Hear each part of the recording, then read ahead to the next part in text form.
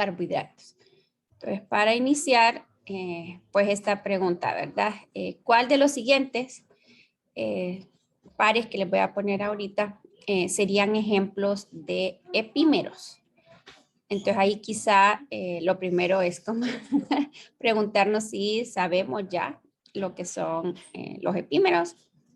¿Alguien que lo tenga presente, que nos lo quiera compartir?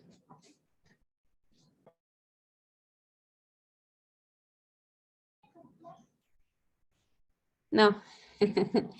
Bueno, entonces, a ver, serían la glucosa y la maltosa, la lactosa y la galactosa, la glucosa y la galactosa, la lactosa y la manosa. ¿Cuál o cuáles, verdad? De esas opciones serían ejemplos de epímeros. ¿Y cuáles, con solo leerlas, deberíamos de decir no? Estos no pueden ser epímeros. A ver.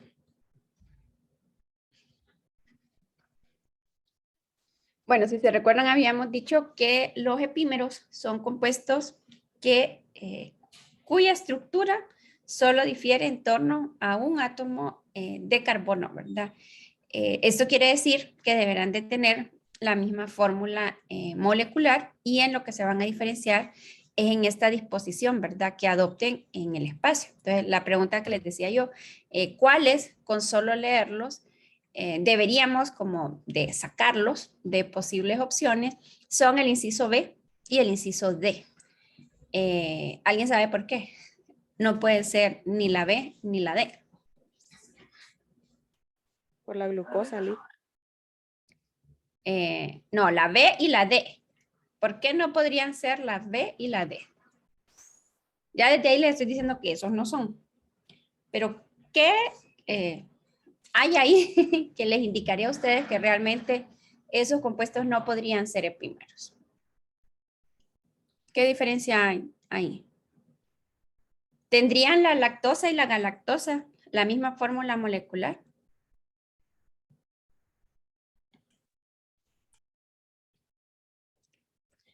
No, ¿verdad? Porque la lactosa es un disacárido, mientras que la galactosa y la manosa son monosacáridos, ¿verdad? Entonces, pues desde ahí ya no pueden ser epímeros, porque como decía, los epímeros son compuestos que solo difieren en la configuración en torno a un carbono.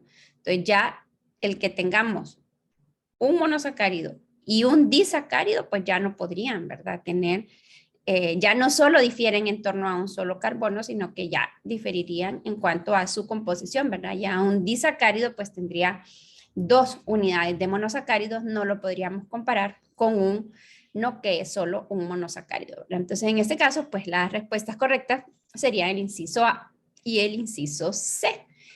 Habíamos mencionado que la maltosa es el epímero en el carbono 2 de la glucosa y, perdón, la maltosa, estaba leyendo la manosa yo, y es la maltosa, ¿verdad?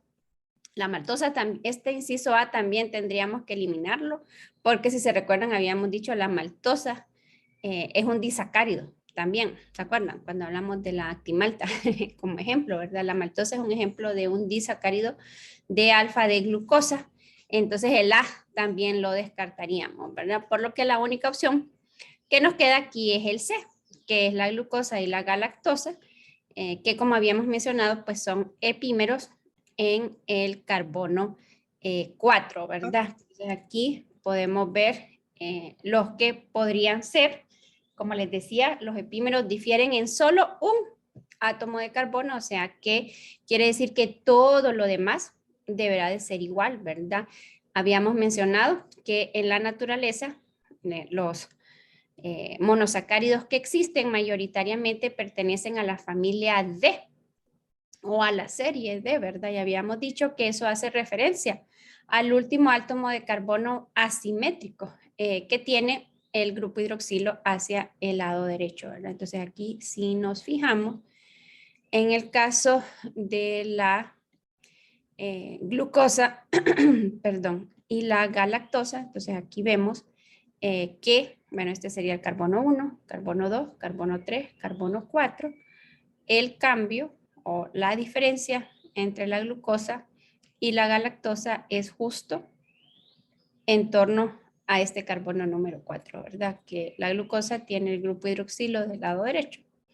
La galactosa lo tiene del lado izquierdo, ¿verdad?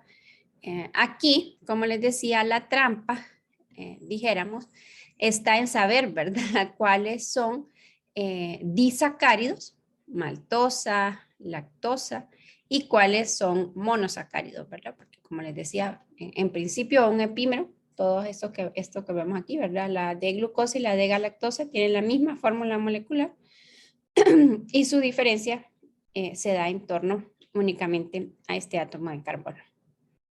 ¿Sí o no? Sí. Sí, Lee. Ok, bueno. Bien, entonces hagamos la otra pregunta. A ver. Creo que todavía no habían repasado mucho, ¿verdad? Entonces, bien, ¿cuál de las moléculas de carbohidrato no es un agente reductor? Entonces, aquí, si se recuerdan, habíamos dicho los agentes reductores, pues son los que se oxidan provocando la reducción, ¿verdad? De la otra especie.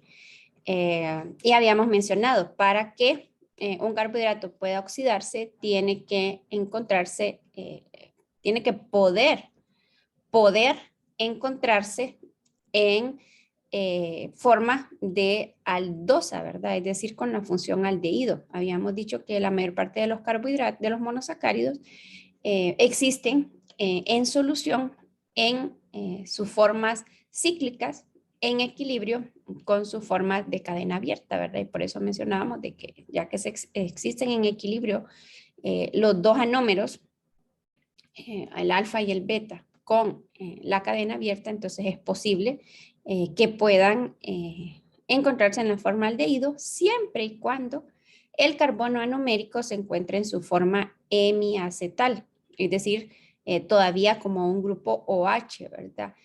Habíamos mencionado que si ya se encuentra en su forma acetal, es decir, ya un oxígeno que está unido a dos átomos de carbono, pues entonces ahí ya no es posible, ¿verdad? Que pueda encontrarse en equilibrio con su estructura de cadena abierta. Entonces aquí, pues lo que tendríamos que pensar con respecto a estos cuatro es cuál podría, no podría, perdón, porque la pregunta es cuál de las moléculas de carbohidrato no es un agente reductor, cuál no podría encontrarse en su forma de cadena abierta.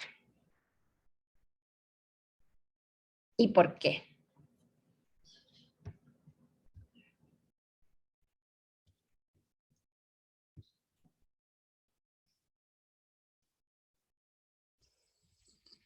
Todavía no han repasado, ¿verdad?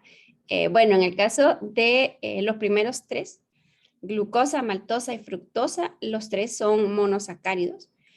Por lo tanto, si se encuentran en su forma de monosacáridos, pues van a tener, ¿verdad? Este grupo hidroxilo del carbono anomérico disponible para que pueda aperturarse. Si se recuerdan, habíamos mencionado el mecanismo de cuando la cadena se cerraba y decíamos lo que era necesario para que la cadena se abriera es que ese oxígeno de ese grupo H que está unido al carbono anomérico pueda perderse. Por eso decíamos, lo primero va a ser la desprotonación, ¿verdad? En la apertura. En el caso del inciso D, cuando hablamos de la sacarosa, pues tendríamos que estar todos claros que la sacarosa es un disacárido, ¿verdad? Y es un disacárido donde ambos monosacáridos quedan unidos a través de sus carbonos anoméricos, ¿verdad? Entonces, mientras se encuentren unidos estos dos monosacáridos, este oxígeno no puede desprotonarse porque ya no tiene hidrógeno, ¿verdad? Que pueda perder. Este oxígeno está unido, como les he mencionado, o está, ¿verdad? Se encuentra en su forma acetal, unido a dos átomos de carbono y entonces no tiene un hidrógeno que se pueda perder para que la cadena se pudiera aperturar, ¿verdad? Habíamos mencionado en la 2 reuniones atrás, creo, que en el caso de la sacarosa, pensar, ¿verdad? Que la fructosa, al ser una cetosa, su carbono numérico es el carbono 2, ¿verdad? Y por eso decíamos la sacarosa tiene un enlace alfa 1, 2 y están unidos, ¿verdad? Aquí a través de sus carbonos anoméricos. Por lo que la respuesta correcta, en este caso, ¿verdad? De cuál de las moléculas no es un agente reductor, sería en este caso la sacarosa. ¿Verdad? ¿Sí? ¿O hay alguna pregunta? Sí, Lick. Bueno, bien. Como les digo, esto les debería de ayudar a ver qué tanto tienen que estudiar, ¿verdad? Y pues tener una idea. Bueno, entonces la siguiente. ¿Cuáles de las siguientes son combinaciones correctas de monosacáridos que podrían formar disacáridos? Entonces, es cierto que la glucosa más la glucosa forman la maltosa y que la glucosa más la fructosa forman la lactosa. ¿O será que la glucosa y la fructosa lo que forman es la sacarosa? ¿Y será cierto que la glucosa y la galactosa forman la lactosa?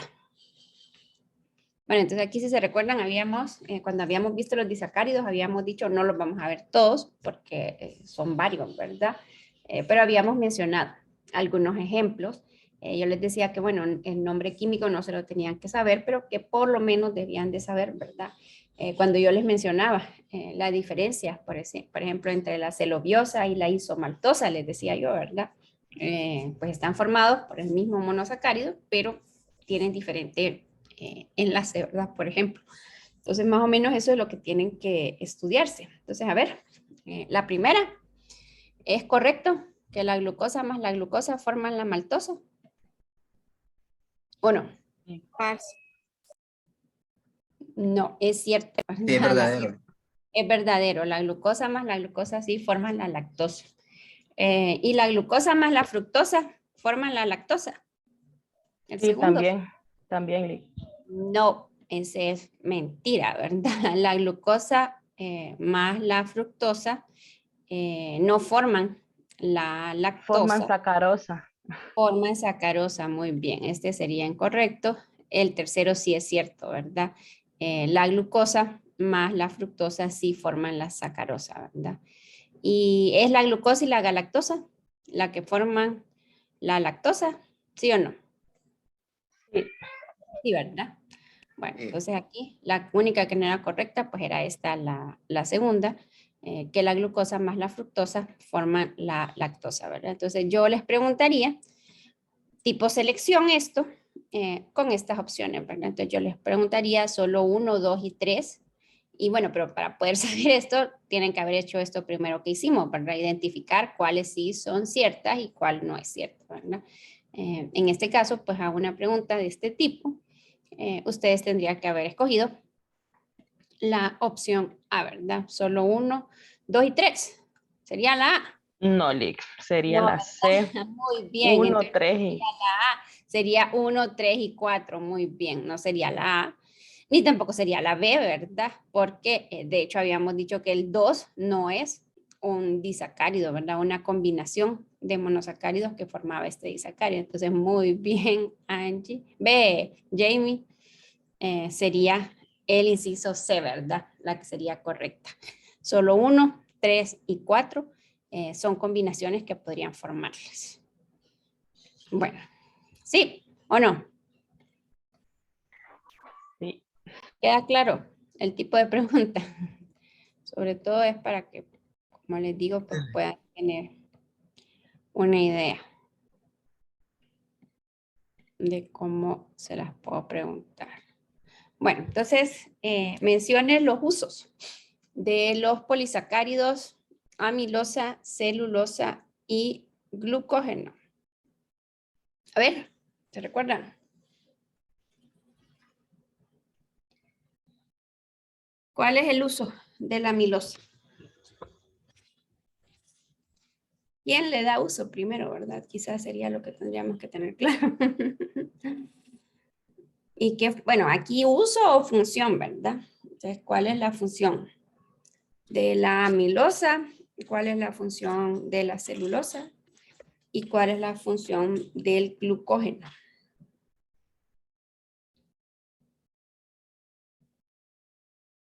¿Alguien lo tiene por ahí en sus anotaciones?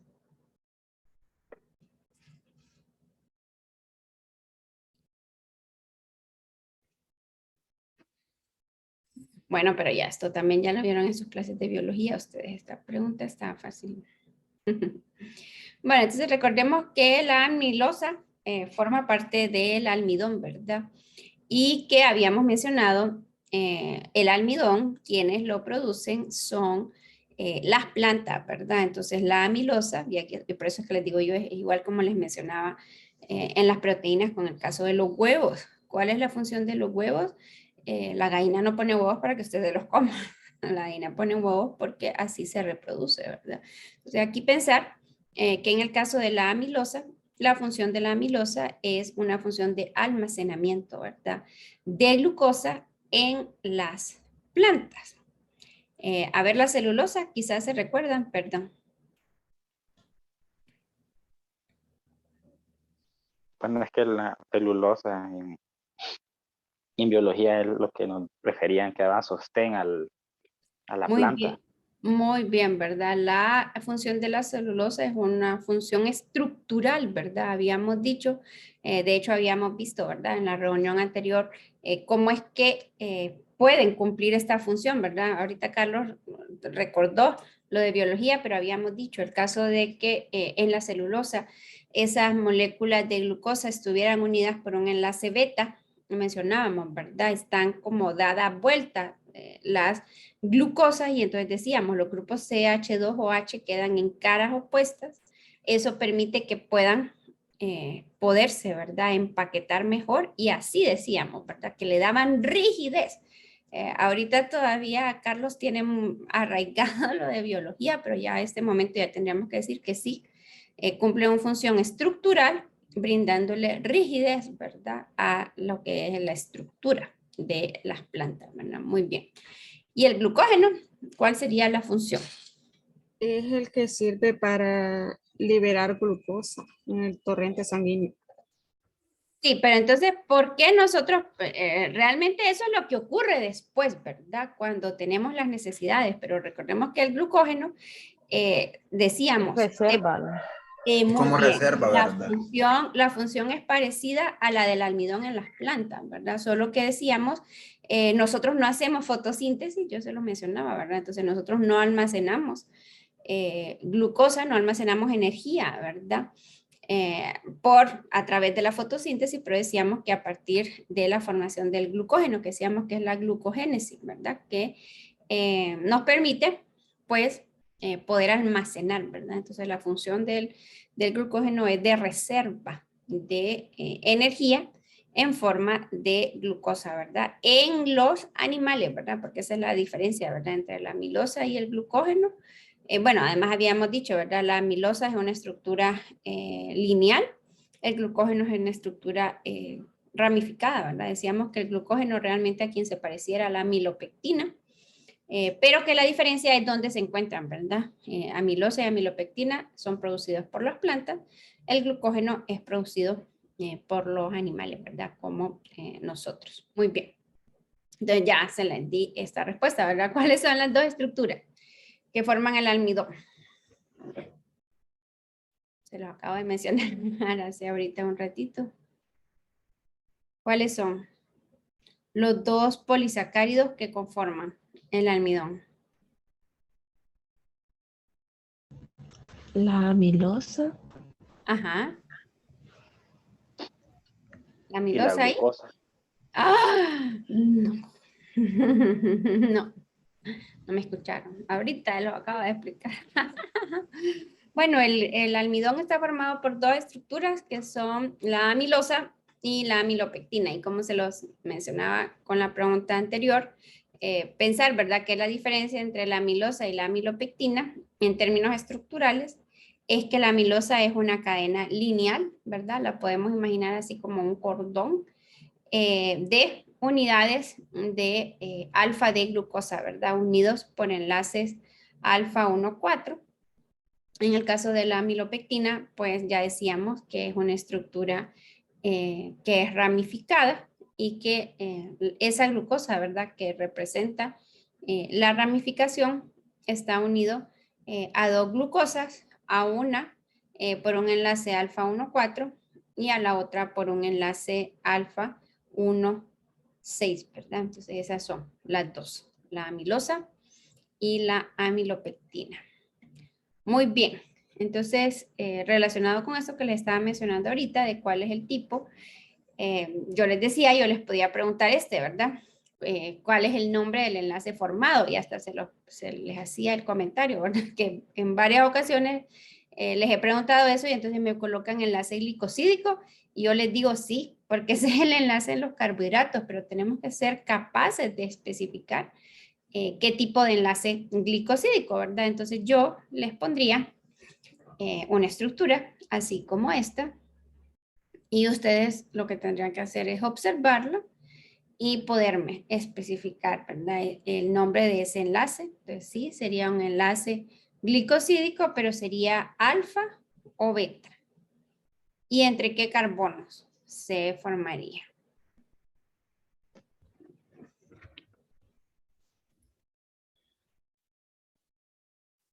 Bueno, este ejemplo en particular se lo podrían saber de memoria, ¿verdad? Porque ya lo habíamos visto. Pero normalmente lo que tenemos que hacernos es fijarnos, ¿verdad? Cómo es que están unidos esos dos monosacáridos. Ese enlace, ¿en qué cara está? Es 1,4, ¿verdad, Ley? Muy bien, el enlace sería un Uno. enlace 1,4, muy bien. Pero ¿sería alfa o sería beta? Pues beta. Muy bien, sería beta, ¿verdad? Bueno, sabemos que es un enlace 1,4 porque, como les había mencionado, este carbono anomérico que se distingue porque es el único carbono que está unido a dos átomos de oxígeno, 1 y 2, es el carbono anomérico, siempre es nuestro carbono número 1, ¿verdad? Entonces este sería el carbono 1. Este sería el carbono anomérico de esta glucosa. Bueno, ese es el carbono anomérico de la galactosa, esta que tenemos acá, y esta es la glucosa, ¿verdad? Entonces este carbono también está unido a dos oxígenos. Esto era lo que les mencionaba, ¿verdad? Por ejemplo, esta lactosa sería un agente reductor, porque si bien es cierto, ya la galactosa no podría abrirse, la glucosa sí podría aperturarse, ¿verdad? Si pierde este protón, se podría volver a formar el doble enlace oxígeno-carbono y este enlace se rompería, ¿verdad? Entonces sí daría positivo, ¿verdad? Al ensayo de Tollens, de Fehling o de Bennett. Pero bueno, les decía, este es el carbono 1, este es el carbono 2, este es el carbono 3 y este es el carbono 4, entonces está correcto. Lo que nos decía ahí Angie, que es un enlace, perdón Angie, hoy ando pensando en Angie. Jamie es un enlace. Sí, 2 veces me ha dicho Angie. Sí, es que fue una alumna que tuve el periodo pasado. Voy a rezar por ella porque por algo la de tener presente. Bueno, entonces les decía, como nos decía Jamie, no es cierto, yo sí creo en eso, de que cuando las personas se le vienen a uno a la mente es porque algo les pasa. Y lo único que puede hacer por ellos uno es rezar. Bueno, entonces les decía, estamos unidos entre el carbono 1 y el carbono 4 y como bien mencionaba Jamie, es un enlace beta, ¿verdad? Aquí tener claro que habíamos mencionado que en torno a este carbono anomérico podíamos tener este OH, por ejemplo, aquí tendríamos que estar todos claros que esta glucosa es la alfa glucosa. ¿Por qué? Porque este grupo H del carbono anomérico está en la cara de abajo. Y tendríamos que estar claros que este oxígeno es el oxígeno de este carbono anomérico de la galactosa. Y está en la cara de arriba, ¿verdad? Entonces, este es el anómero alfa de la glucosa pero este es el anómero beta de la glucosa. Entonces, efectivamente, el enlace está en la cara superior con respecto a la galactosa, ¿verdad? Por eso es que decimos que este enlace en particular, como les decía, ¿cuál es el nombre del enlace formado entre los monosacáridos, glucosa y galactosa? Sería, permítame que se me perdió, sería el enlace el enlace beta 1, 4, ¿verdad? Entonces anteponemos beta o alfa, ¿verdad? Dependiendo de quién sea. O lo pueden escribir en palabras, ¿verdad? Si por ejemplo yo se los pusiera así como respuesta corta, pueden ponerle beta si se han familiarizado con el uso de la plataforma. Hay una opción, ¿verdad? Donde uno puede escoger los símbolos. Pero si no, entonces le pueden poner el nombre, ¿verdad? Entonces podrían escribirle beta 1, 4.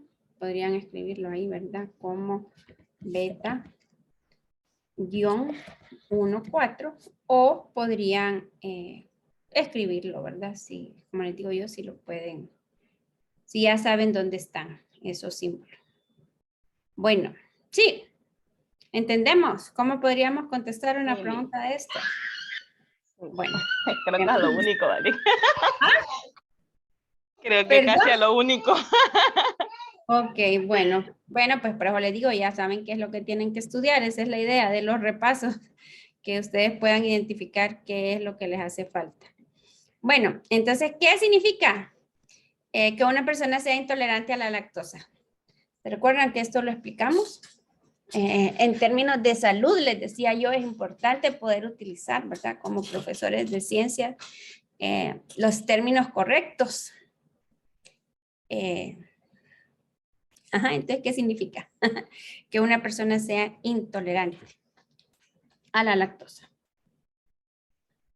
Una persona intolerante a la lactosa es una persona que Que carece de una enzima, pero no recuerdo cuál es el nombre. no puede ser. Ay, ustedes, pero si ya Baja vimos lactasa. enzima. Muy bien, excelente. Lactosa sería el sustrato, ¿verdad? Y decíamos al momento en el nombre común, bueno, decíamos cuando mirábamos encima, ¿verdad? Cuando mirábamos enzimas decíamos que el nombre común de las enzimas es el sustrato con la terminación asa, ¿verdad? Entonces, muy bien. ¿Qué significa por intolerante a la lactosa? Sin necesidad de ponerle muchos adornos, una persona que es intolerante a la lactosa es una enzima que carece, ¿verdad? Que no produce la enzima lactasa. Y entonces, ¿cuál es la función de esta enzima lactasa? Romper, ¿verdad?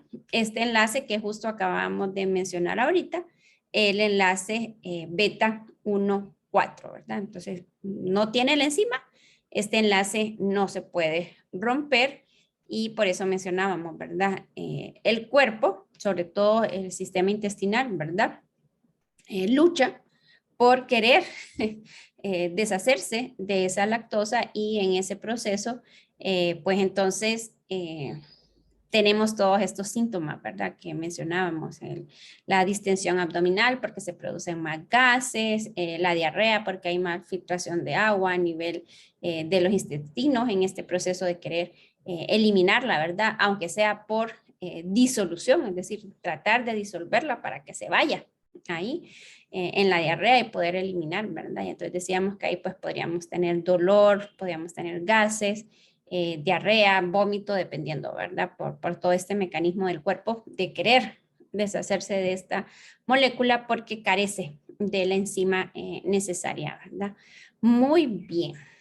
O sea que sí hay algunas cosas que sí las registraron, pero otras no.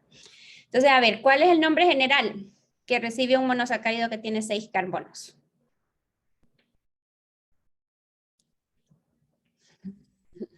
Fue de las primeras cosas que vimos. ¿Cómo se llamaría? Bueno, así como decíamos que las enzimas tenían la terminación asa, ¿cuál es la? Ajá. La fructosa. Muy bien, sería la hexosa. ¿Y cuál sería el nombre general de un monosacárido que tuviera 5 carbonos? Heptosa. Alguien lo dijo. Sería Alguien lo dijo primero. La fructosa. No, ese es un ejemplo, pero estamos diciendo aquí, bueno, y la fructosa sería un ejemplo de un monosacárido de 6, ¿verdad? Ahorita les estaba preguntando cuál sería el nombre general para un monosacárido que tuviera 5 Pentosa. carbonos. Pentosa. Muy bien, sería una pentosa, ¿verdad? Y una que tuviera 3 carbonos.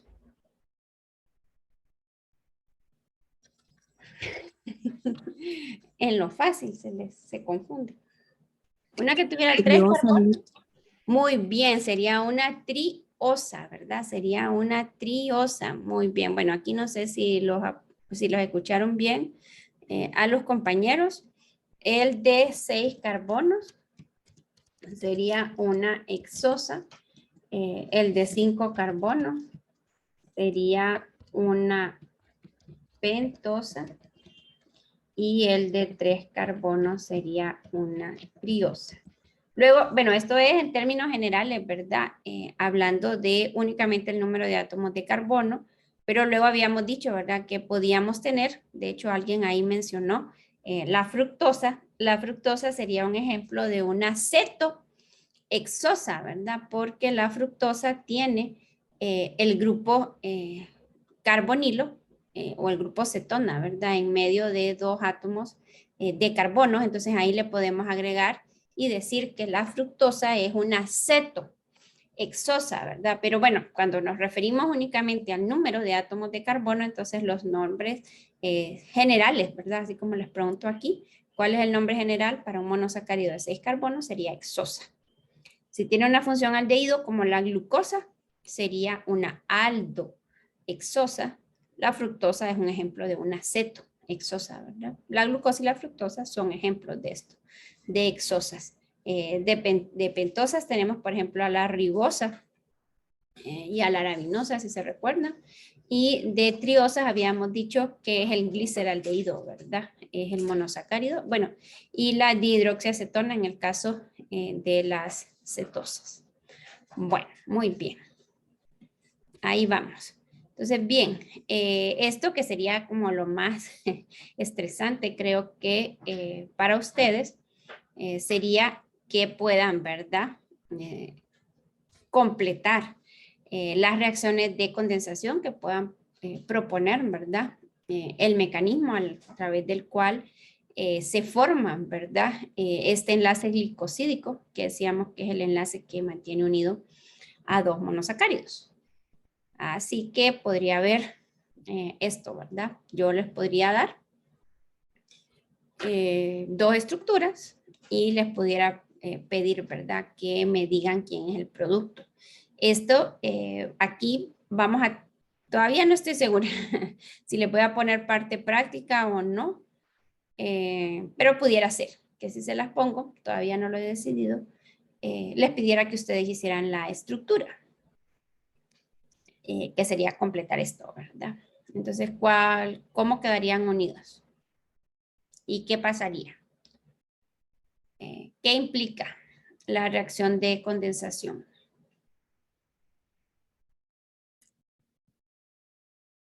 Esa fue la que nos puso en un simulador, Bertali. Ah, es correcto. Sale agua y se une con un oxígeno. Muy bien, sale una molécula de agua, entonces lo que tendríamos que estar de acuerdo es, o por lo menos saber, ¿verdad? Es de quién se pierde esa molécula de agua.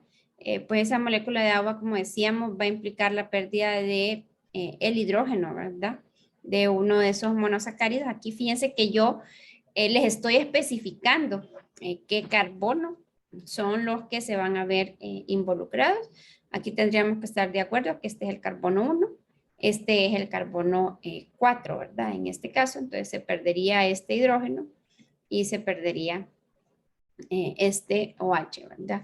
La posición que tiene este grupo H es muy importante, como habíamos mencionado, ¿verdad? Porque dependiendo de qué anómero sea el que se esté enlazando, eso va a determinar cuál va a ser el tipo de enlace que nosotros tengamos, ¿verdad? Entonces aquí nosotros al momento, porque aquí les estoy pidiendo que la completen, ¿verdad? O sea que tendrían que hacer aquí la estructura, tendríamos que hacer esto, ¿verdad? Tener este carbono, que es este de acá, ¿verdad?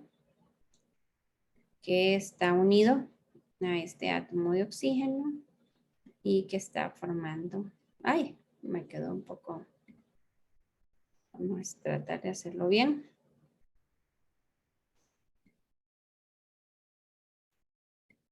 Acá.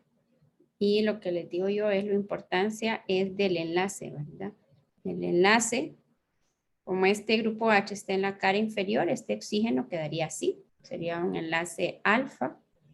Y este oxígeno quedaría unido a este carbono de acá, ¿verdad? Y este carbono pues está unido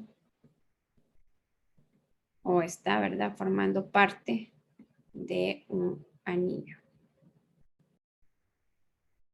Y como bien mencionaba Jamie, ahí se formaría este disacárido. Bueno, aquí estamos de acuerdo que aquí quedaría el hidrógeno de este. Y también aquí, ¿verdad? Quedaría el hidrógeno. Y además de esto, pues lo otro que saldría sería la molécula de agua. Podrían haberlo hecho. Sí. ¿Queda claro Sí, Lick. o no? Bueno, bien, entonces aquí pensando un poco en el mecanismo, así como hay enzimas que rompen estos enlaces, hay enzimas que como ya habíamos dicho, ¿verdad? Son las hidrolasas, que son las que implican reacciones de rupturas de enlaces o la reacción inversa. Habíamos visto cuando habíamos visto las enzimas, habíamos dicho las hidrolasas catalizan reacciones de ruptura, pero también catalizan reacciones de combinación, ¿verdad? ¿Cómo sería en este caso, ¿verdad? Entonces aquí lo que es importante que nosotros estemos claros es que esa enzima hidrolasa, porque aquí estamos diciendo que se va a perder, ¿verdad?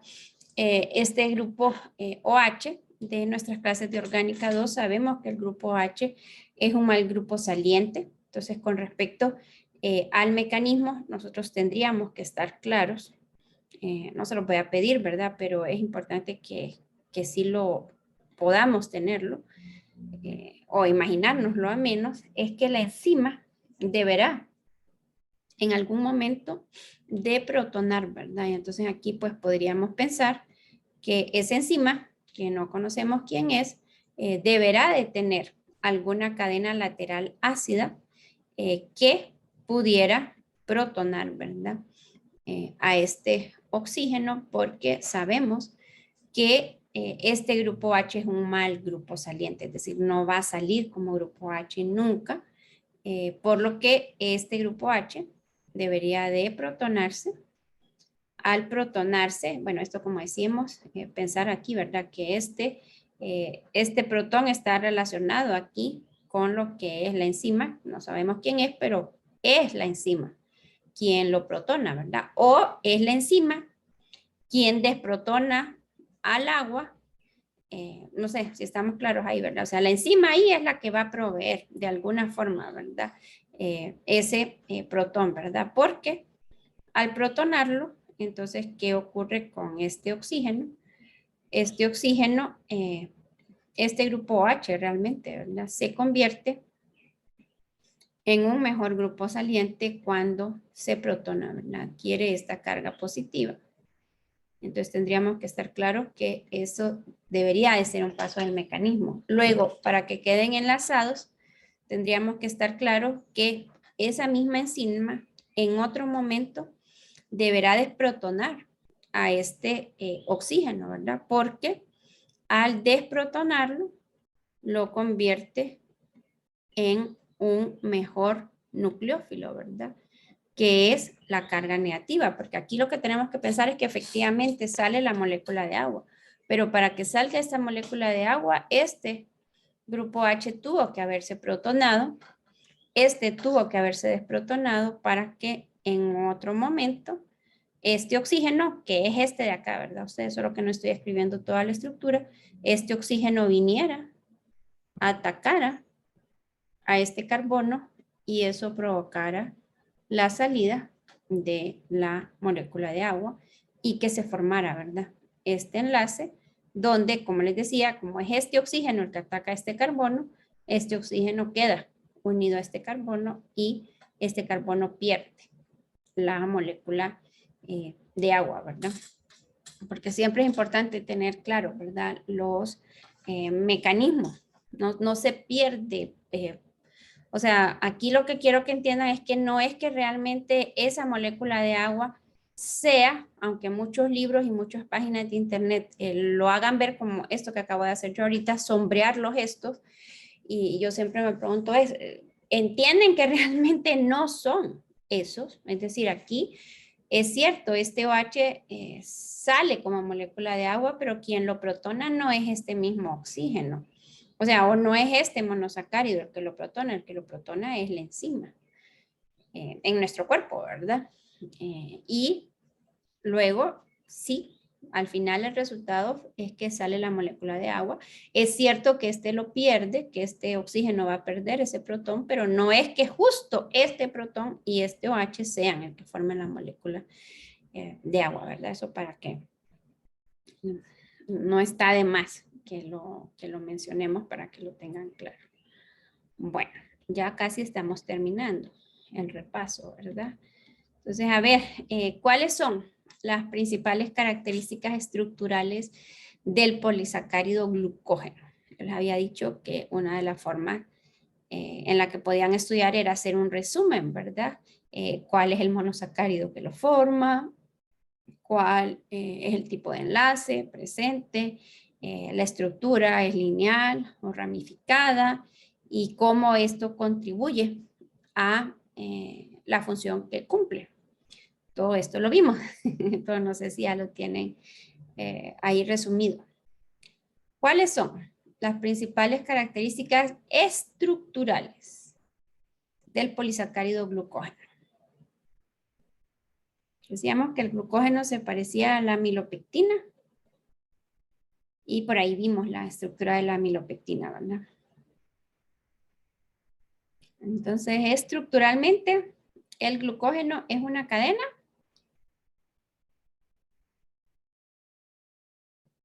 lineal o ramificada. Ramificada. Muy bien, ¿verdad? Entonces, estructuralmente, el polisacárido es una cadena ramificada formada por unidades de alfa de glucosa y tiene enlaces glicosídicos alfa 1,4 y alfa 1,6. Muy bien. ¿Y cómo ayuda esta estructura del polisacárido glucógeno a su funcionamiento? Yo les había presentado una imagen en la presentación, pero luego me encontré esta otra que me pareció más bonita. ¿Se recuerdan cómo habíamos dicho que el hecho de que el glucógeno fuera una cadena ramificada contribuía a su funcionamiento? Aquí alguien más lo mencionó, ¿verdad? El glucógeno, decíamos, almacena glucosas. ¿Para qué? Después, decía una compañera, ¿verdad? Esas glucosas puedan ser liberadas al torrente sanguíneo. ¿Cómo esa función se ve favorecida por esta estructura?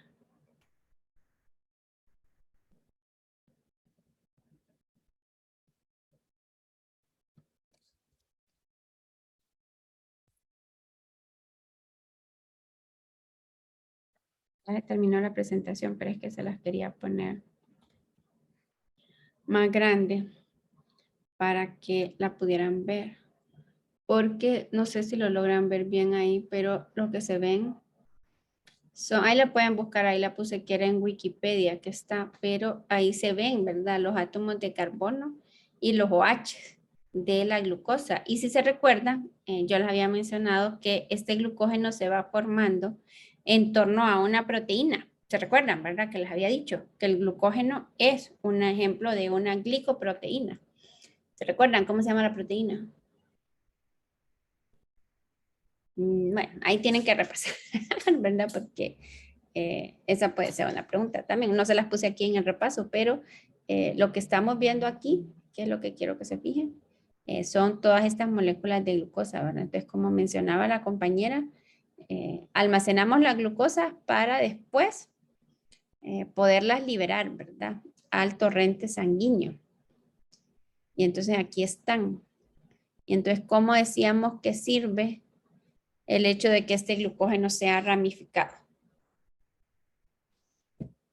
Y que tenga esta estructura, ¿verdad? Que dijimos que es una estructura como de un árbol, ¿verdad? Que es así circular. Bueno, un árbol, como decíamos, visto desde arriba, ¿verdad?